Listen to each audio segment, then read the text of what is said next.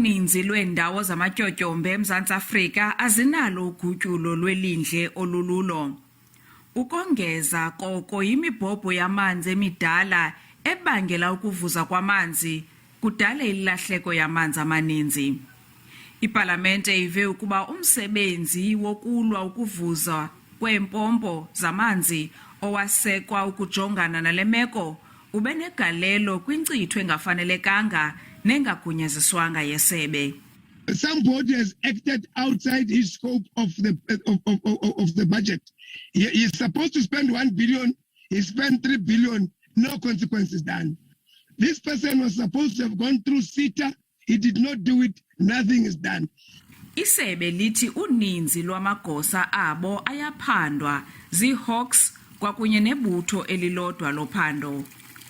Abasemagunyeni bazimisela ukusiphula neengcambu ubuqhophololo. There is no need for unauthorized expenditure. There is no need for irregular expenditure at all. It should be zero.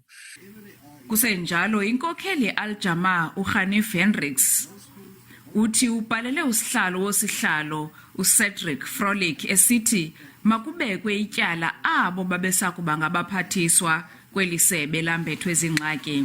Akucaci nokuba isikhalazo sikaHendricks siza kuphandwa yilekomiti kusini na.